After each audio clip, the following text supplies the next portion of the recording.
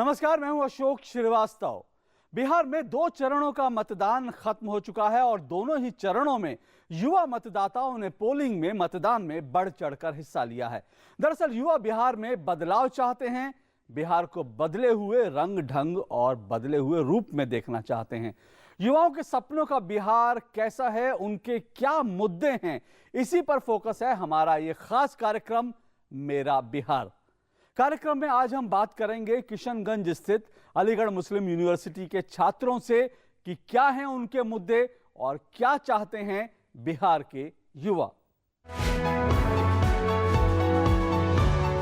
बिहार विधानसभा चुनाव के अपने खास कार्यक्रम मेरा बिहार में आज हम पहुंचे हैं जिला किशनगंज। जी हां, किशनगंज में अलीगढ़ मुस्लिम यूनिवर्सिटी का संस्थान यहां पर 2 साल से चल रहा है। यहां पर बीएड और एमबीए के 2 कोर्स अभी संचालित हो रहे हैं। लेकिन आज हम बातचीत करेंगे क्या हैं मुद्दे, क्या हैं उनकी समस्याएं और किस तरीके से शिक्षा व्यवस्था को लेकर बिहार के अंदर कमियां देखी जा रही हैं। सीधे बात करते हैं यहाँ पर मौजूद सभी छात्रों से। आप ये बताइए किस तरीके से आप देखते हैं कि आपका मेरा बिहार होना चाहिए। आप दूसरे राज्यों को भी देखते हैं जी, जिस तरह से हम देखते हैं कि दिल्ली है और जी यूपी भी डेवलप कर रहा है, उस हिसाब से बिहार बहुत आज पीछे है। एजुकेशनल में भी यहाँ पर ना कोई यूनिवर्सिटी है और ये अलीगढ़ मुस्लिम यूनिवर्सिटी यहाँ पर आई है। हम ये एक उम्मीद है कि यहाँ पर अब एजुकेशन डिपार्टमेंट अच्छा होगा, यहाँ के बच्चे पढ़ेंगे। एएमयू सेंटर यहाँ पर खुला है, एक उम्मीद ज़रूर जगी है। लेकिन आप लड़की हैं, वास्तव में कितना संघर्ष आपको करना पड़ा एजुकेशन के लिए? जो बिहार में होना चाहिए था एजुकेशन सिस्टम में, आपको लगता है वो सब कुछ हुआ या और बहुत कुछ करने की ज़रूरत है?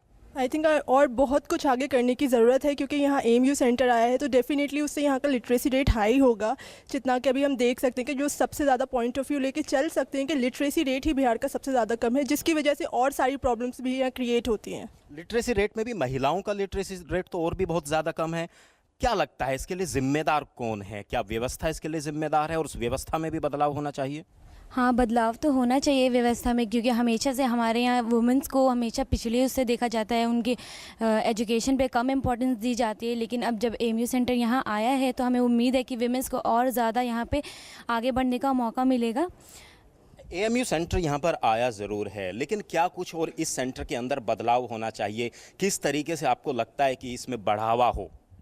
हाँ, यहाँ तो बहुत कुछ ज़रूरत है, बहुत कुछ है, जैसे इंफ्रास्ट्रक्चर है, ये सब है, तो इस सब में बढ़ावा होना चाहिए। एएमयू सेंटर खुला ज़रूर है, लेकिन इंफ्रास्ट्रक्चर की काफ़ी कमी है। हॉस्टल्स में और ज़्यादा बढ़ावा होना चाहिए, क्लासेस में होना चाहिए, फैकल्टी में होना चाहिए। आपको लगता है कि किशनगंज इंस्टीट्यूट को जो खोला गया उसका मकसद पूरा हुआ? मकसद तो अभी नहीं पूरा हुआ है, बिकॉज़ हम अभी एक बहुत ही प्रिलिमिनरी स्टेज पे हैं।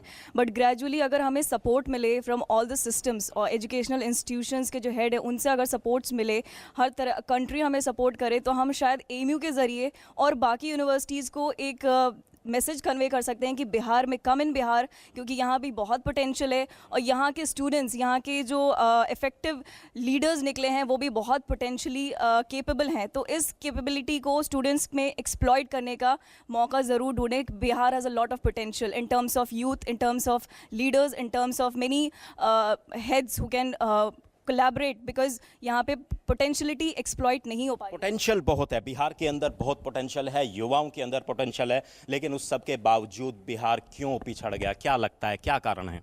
मुझे लगता है यहाँ पे इंस्टीट्यूशन का बहुत सारा कमी है। यहाँ के ज़्यादातर लड़का को बाहर जाना पड़ता है, दिल्ली, कलकत्ता, मुंबई वगैरह। अगर यहाँ पे भी इंस्टीट्यूशन वगैरह खोल जाए, अच्छी यूनिवर्सिटी, तो यहाँ के लोगों की तरक्की। आपको लगता है, आप बाहर तो जाना पड़ता है, लेकिन आपको लगता है कि यहाँ पर एजुकेशन सिस्टम अगर अच्छा हो तो आपको उसके साथ साथ फिर रोज़गार भी यही मिलेगा? यस सर, ऐसा हो सकता है। अनएम्प्लॉयमेंट यहाँ दूर हो सकती है। यहाँ पे अगर स्कूल कॉलेजेस खोलते हैं तो यहाँ के स्टूडेंट बहुत डेवलपमेंट करेंगे। अगर वो डेवलपमेंट करेंगे तो वो नए नए इनोवेटिव आइडियाज़ लगेंगे। वो इनोवेटिव आइडियाज़ से क्या होगा कि बिहार डेवलपमेंट होगा। आप चले जाओ गुजरात, दिल्ली जाओ, वहाँ पे जितने भी स्टूडेंट होते हैं वहाँ पे टेक्नोलॉजी भी बहुत अच्छा है। वैसे ही यहाँ भी अगर टेक्निकल डिपार्टमेंट होंगे, टेक्निकल कॉलेज होंगे, तो यहाँ भी स्टूडेंट भी अच्छा डेवलपमेंट कर सकते हैं, नए नए इनोवेटिव आइडियाज़ लाते हैं। इससे क्या होगा, बिहार अच्छा डेवलपमेंट कर सकता है। बहुत अच्छी बात एक निकल कर आई कि टेक्नोलॉजी का उपयोग होना चाहिए। किसी भी तरीके से तकनीकी रूप में बिहार बहुत आगे नहीं है, थोड़ा पिछड़ा हुआ है।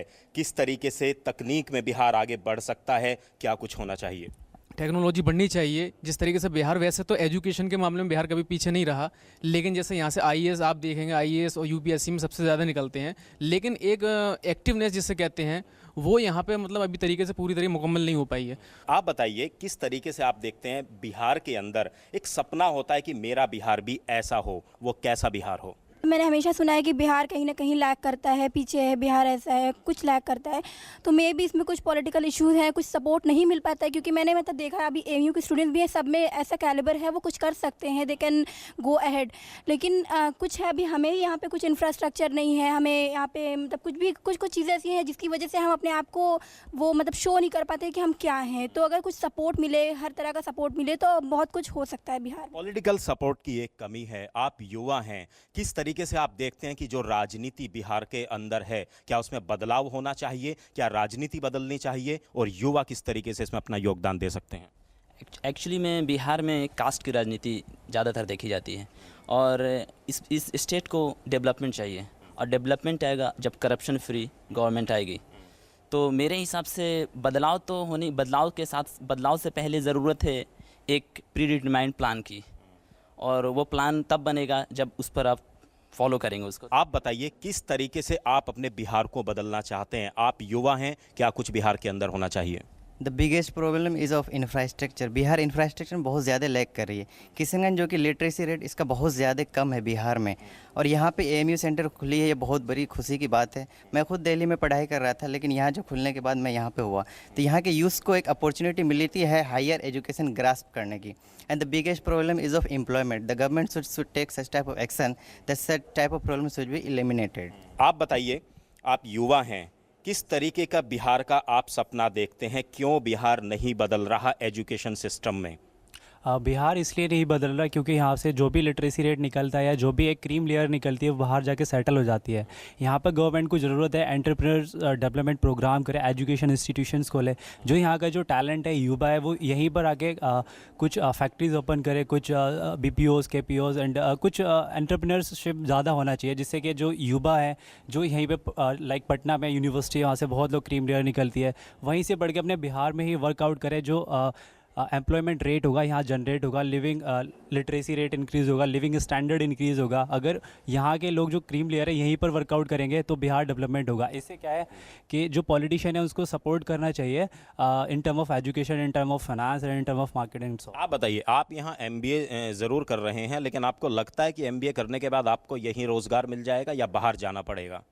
नहीं, मुझे ऐसा बिल्कुल नहीं लगता है कि MBA करने के बाद यहाँ मुझे रोज़गार मिलेगा। मैं यहाँ पढ़ने आया हूँ, लेकिन मैंने यहाँ ऑब्ज़र्व करा है कि यहाँ एम्प्लॉयमेंट बिल्कुल नहीं है। इसके लिए मुझे कहीं और, दिल्ली, मुंबई ही जाना पड़ेगा। अच्छा, एक AMU की यहाँ शुरुआत ज़रूर हुई है। आपको लगता है कि आपका बिहार भी ऐसा हो? आप तो दूसरे राज्यों में पढ़ने के लिए जाते हैं, आपको लगता है कि आपका राज्य बिहार भी ऐसा बने कि दूसरे राज्यों से लोग यहाँ पढ़ने के लिए आएँ? बिल्कुल, मुझे ऐसा लगता है कि ऐसा हो सकता है, बट यहाँ अगर थोड़ा करप्शन दूर किया जाए पॉलिटिकल पार्टीज़ में तो मे बी पॉसिबल कि बिहार को चेंज होने का मौका मिले। कैसे बिहार बदल सकता है? आप अपना बिहार देखते हैं कि वास्तव में बदले, दूसरे राज्यों में ना जाना पड़े, यहाँ के लोगों को दूसरे राज्यों के लोग यहाँ पर आएँ, ऐसा बिहार का सपना देखते हैं आप? देखिए, ऐसा सपना देखा गया जब ये एमयू सेंटर यहाँ पे खोला गया, क्योंकि हम चाहते थे, अलीगढ़ मुस्लिम यूनिवर्सिटी के लोग चाहते थे, वहाँ के VC चाहते थे, सारे लोग चाहते थे कि बिहार के लड़कों को वहाँ ना जाना पड़े, यहीं पे तालीम उनकी पूरी हो जाए, इसलिए एमयू सेंटर खुला। और हम यहाँ के लोगों से रिक्वेस्ट करेंगे, जो भी यहाँ के लोकल लोग हैं, कि वो यहाँ पे ज़्यादा से ज़्यादा मतलब आए, एडमिशन ले इंट्रेंस के थ्रू और यहाँ पे पढ़ाई पूरी करें। आप बताइए, किस तरीके से आप देखते हैं पलायन रुका? लोग तो एजुकेशन के लिए भी और रोज़गार के लिए भी, दोनों के लिए बिहार को बाहर छोड़कर जाते हैं। आपको लगता है AMU सेंटर खुलने से कुछ बदलाव हुआ? ज़रूर फ़ायदा हुआ, क्योंकि सबसे पहले यहाँ जब AMU सेंटर खोला गया तो इसकी वजह से ये हुआ कि यहाँ के जो नज़दीक के बच्चे बच्चियाँ हैं उनके लिए बहुत फ़ायदा हुआ।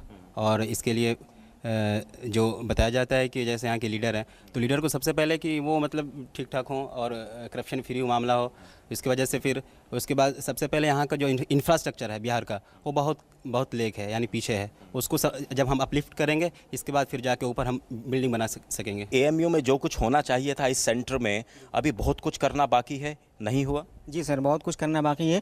और जैसा कि हमारे डायरेक्टर साहब ने SSD के दिन में हम लोगों के सामने रिपोर्ट पेश की सर, कि गवर्नमेंट जो हमारी है वो बहुत बड़े बड़े वादे करती है, लेकिन उनको अमल में नहीं लाया जाता है सर।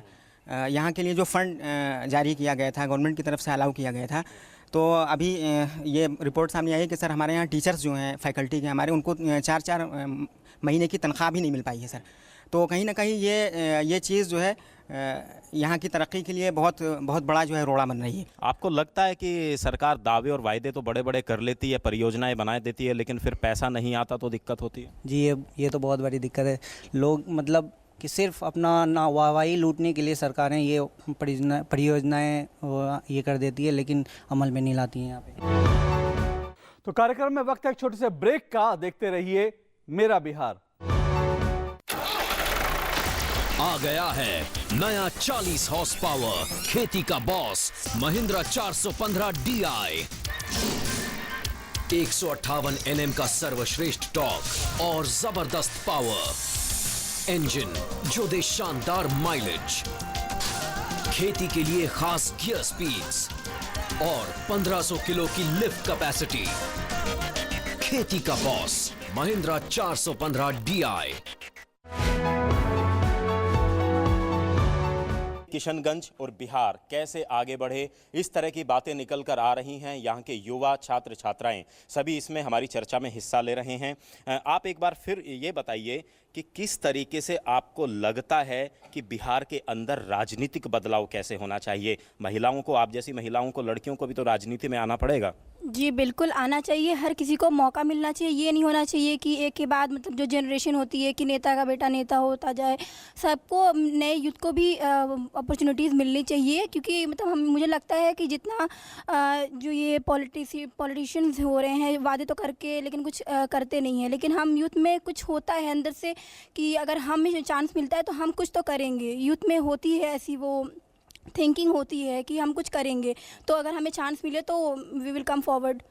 बिल्कुल, अब लोग राजनीति में भी आना चाहते हैं। आप भी युवा हैं, आप राजनीति में अगर आप आएँ तो आपको लगता है कि बिहार के अंदर वो माहौल है कि आप राजनीति में आ सकते हैं?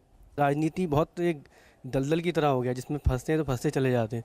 लेकिन अगर नए युवा लोग इस राजनीति में आना चाहें तो इम्प्रूवमेंट तो कर सकते हैं, जिससे हम लोग खुद एक अच्छी राजनीति बनाएं, जिससे हम लोग खुद अपने भाइयों को, अपने युवाओं को देखते हैं, समझते हैं, और अपने स्टेट को क्या, अपने वर्ल्ड को भी, अपने दुनिया, अपने कंट्री को भी डेवलप करने में हम लोग योगदान अदा कर सकते हैं। अच्छा, आप बताइए, आप युवा हैं, किशनगंज में आप यहाँ पर पढ़ने के लिए आए, पर आपने किशनगंज आसपास और भी देखा होगा। आपको लगता है कि यहाँ जो बुनियादी सुविधाएं, प्राइमरी स्कूल, प्राइमरी एजुकेशन या फिर हेल्थ की बात करें, वो सब कुछ है यहाँ पर?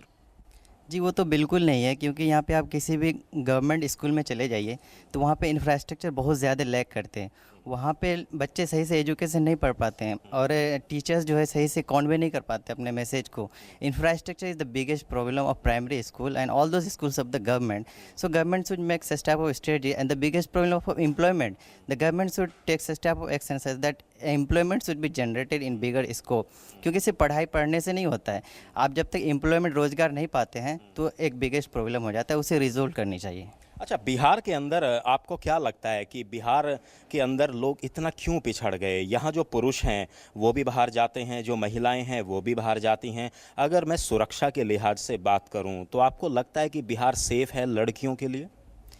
ये तो एकदम से नहीं कहा जा सकता सेफ़ है कि नहीं सेफ़ है, क्योंकि ऐसी जगह पे हम रहते हैं जहाँ पे हमें लगता है हम सेफ़ है, लेकिन दूसरों को लगता है कि हम सेफ़ नहीं हैं।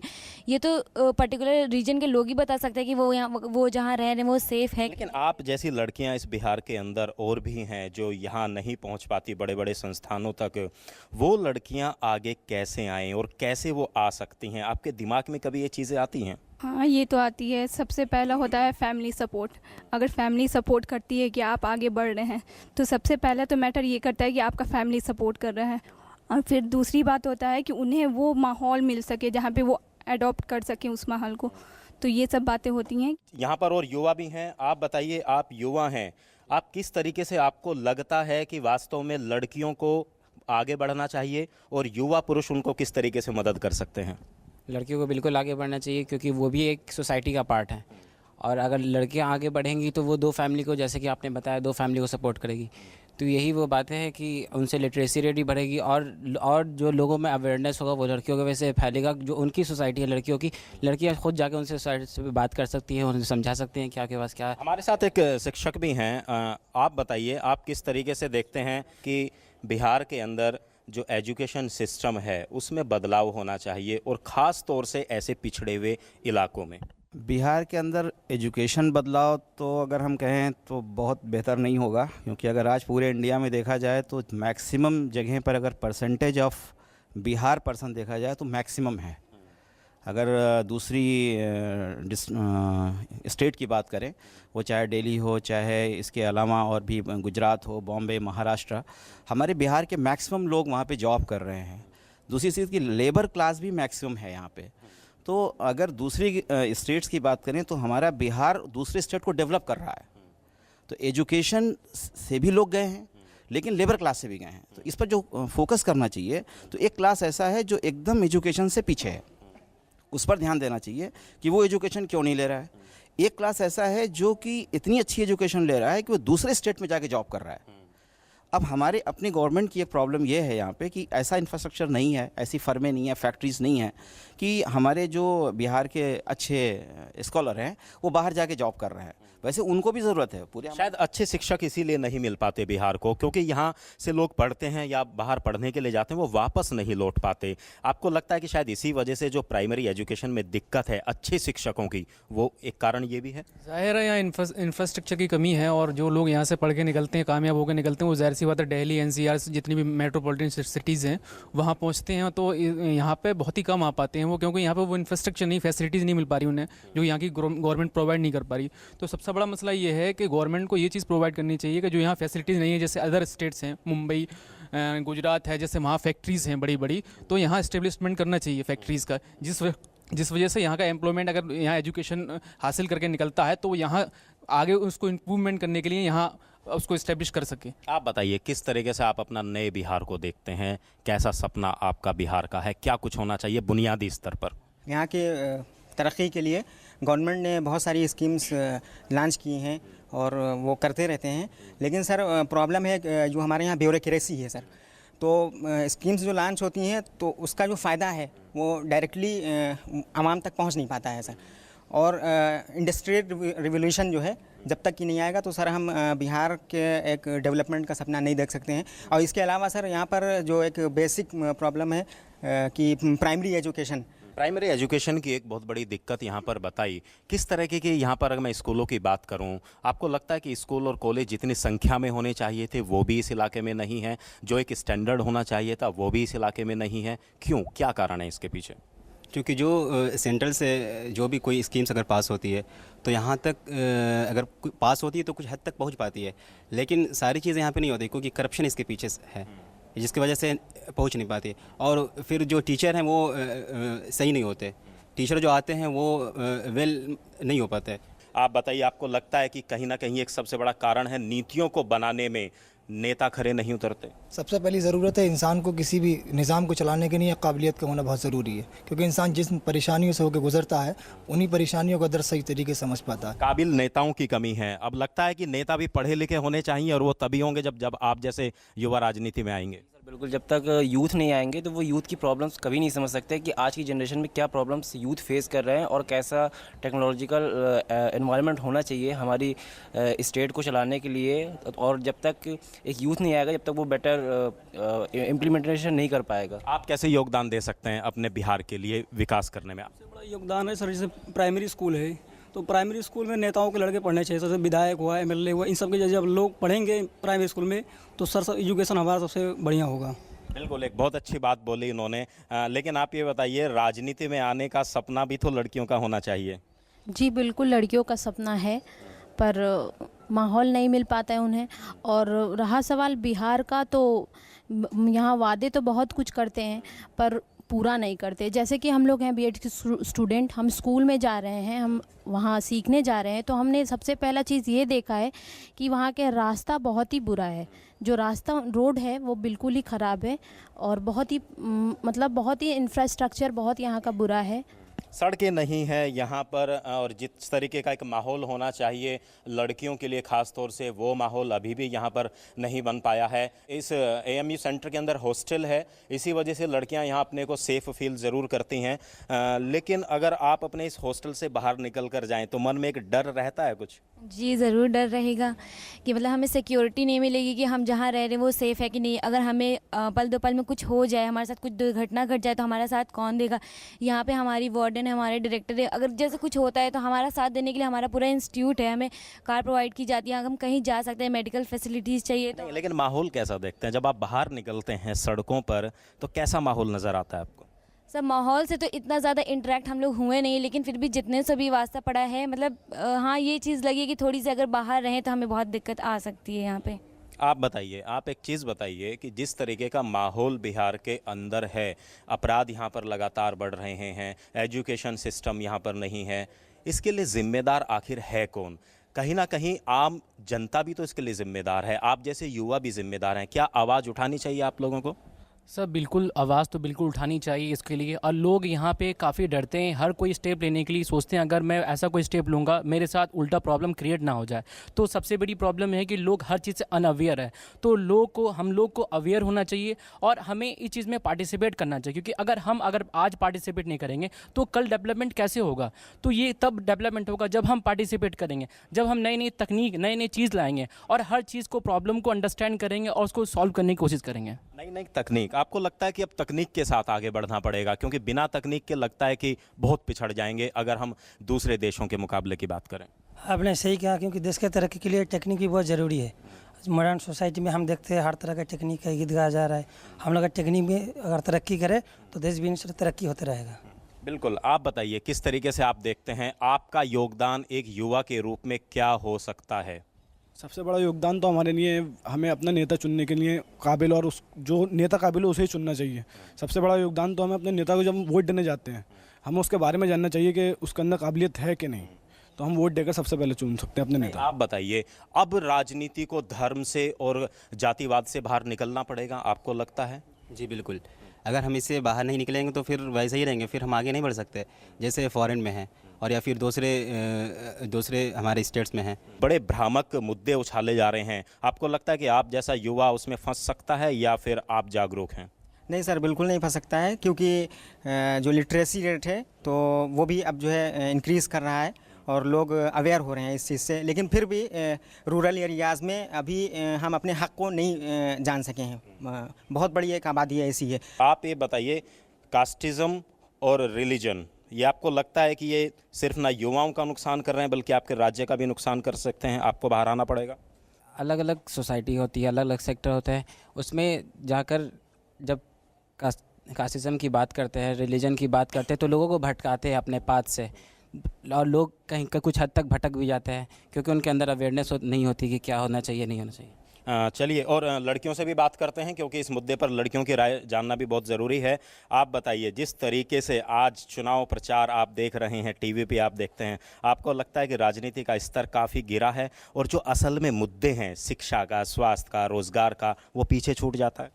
हाँ, ये तो देखने को मिलता है, क्योंकि सब एक दूसरे के बारे में कभी बुराई करते हैं, कभी बड़ाई करते हैं, तो जो बेसिक नीड है ये नहीं पूरी कर पाते हैं। जो कहना चाहिए, जो कन्वे करना चाहिए वो नहीं करते हैं और उनका पाथ थोड़ा डिफरेंट हो जाता है। आप बताइए, आपको लगता है कि वास्तव में कास्टिज़म और रिलीजन के चक्कर में फंसा देते हैं नेता और लोग उसमें भटक भी जाते हैं? आपको लगता है कि युवाओं को इससे बचना पड़ेगा? यस सर, क्योंकि जो वोट बैंक का कॉन्सेप्ट आया था, सिंपैथेटिक वोट्स गेन किए जाते हैं पॉलिटिशियंस के थ्रू, वो उस ग्रुप को टारगेट करते हैं जो सबसे ज़्यादा वल्नरेबल होता है सोसाइटी में, ताकि उनसे उन्हें सिंपैथेटिक वोट्स मिल सके, और फिर उसको जाके वो फर्दर उनको भूल जाते हैं। वो अपने स्वार्थ के लिए वो इतने, they become so selfish and greedy, they forget that कि एक पॉलिटिशियन होने के नाते उन्हें सिर्फ एक कास्टिज्म या रिलीजन या उस पर बेस नहीं होना चाहिए। They should look in all the matters every matter. जैसे एक बहुत बड़ा प्रॉब्लम बिहार में ब्रेन ड्रेन का है, जैसे आपने बताया, तो यहीं के लेबरर्स बाहर जाके बहुत अच्छा करते हैं, तो ऐसा क्यों है? वो ऐसी चीज़ें हमारे बिहार में करें ताकि वही जो बाहर जाके करते हैं वो यहीं हो, ब्रेन ड्रेन की नौबत ना आए बिहार में। बिल्कुल, बिहार का आदमी दूसरे राज्य में जाता है तो बहुत अच्छा करता है, बिहार में क्यों नहीं करता? इसके पीछे कारण कुछ भी हो, लेकिन आज इस किशनगंज के एएमयू सेंटर्स ने, छात्र छात्राओं ने हमसे काफ़ी चर्चा की, अपनी राय रखी, अपने मुद्दों को, अपनी समस्याओं को हमारे सामने उठाया। फिलहाल किशनगंज से इतना ही। अपने नए प्रोग्राम की मेरा बिहार में किसी दूसरे जिले में फिर होगी आपसे मुलाकात। तो आज आपने मेरा बिहार में देखा कि अलीगढ़ मुस्लिम यूनिवर्सिटी के किशनगंज स्थित कैंपस के छात्रों के क्या विचार हैं, उनके क्या मुद्दे हैं इन चुनावों के संदर्भ में। क्या कुछ प्रमुख मुद्दे निकल कर आए इस पूरे कार्यक्रम के दौरान, उनसे बातचीत में, उस पर एक बार फिर से नजर डालते हैं। वो मुद्दे इस तरह से हैं कि दरअसल बिहार में अच्छी शिक्षा का अभाव है। दूसरा मुद्दा जो निकल कर आया वो ये कि तकनीकी शिक्षा की कमी है, यानी अच्छी शिक्षा का भी अभाव है और तकनीकी शिक्षा की भी कमी है। इसलिए अच्छी एजुकेशन, अच्छी शिक्षा के लिए युवाओं को दूसरे राज्यों में जाना पड़ता है। लेकिन पढ़ लिख लें तब भी सवाल क्या है कि बिहार में रोजगार के अवसर हैं? जी नहीं। जो एक तीसरा मुद्दा निकल कर आया इस पूरी बातचीत में वो ये कि बिहार में रोजगार के अवसर भी नहीं है, और क्योंकि रोजगार के अवसर भी नहीं है इसलिए बिहार में युवा पलायन को मजबूर है। यह भी एक प्रमुख मुद्दा इस पूरी बातचीत के दौरान निकल कर आया। महिला सुरक्षा युवाओं के लिए एक बड़ा मुद्दा है बिहार चुनाव में, और साथ साथ भ्रष्टाचार भी उनके लिए एक बड़ा मुद्दा बन गया है। तो मेरा बिहार कार्यक्रम में आज बस इतना ही। हमारी पूरी टीम को दीजिए इजाजत। नमस्कार।